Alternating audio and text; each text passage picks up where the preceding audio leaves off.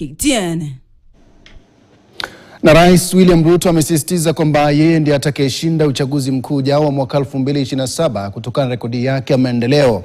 Kulingana na Rais Ruto, amefaulu kubadilisha taifa na kuimarisha uchumi na hivyo basi kuinua maisha ya Wakenya wengi. Rais ambaye alikuwa akizungumza katika eneo la Pipeline Embakasi Mashariki kwenye kaunti ya Nairobi pia aliwahakikishia Wakenya kuunganisha bila kujali kabila au misingi ya kikabila au dini.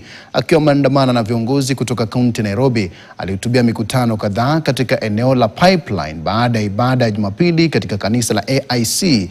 Vilevile alisisitiza haja ya kuungana kama Wakenya na kusukuma gurudumu la maendeleo katika taifa kwa pamoja.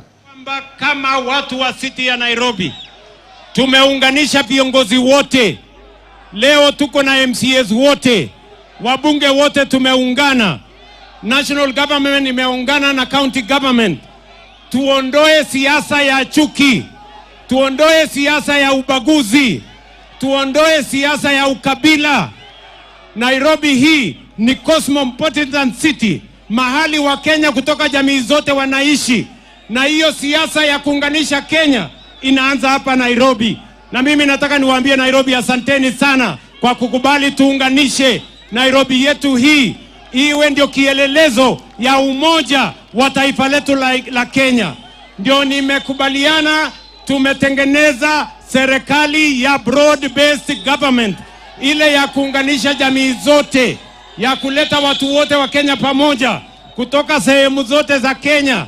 Wangapi wanakubaliana tuungane jameni? Na tusalie katika siasa. Muungano wa upinzani umejitokeza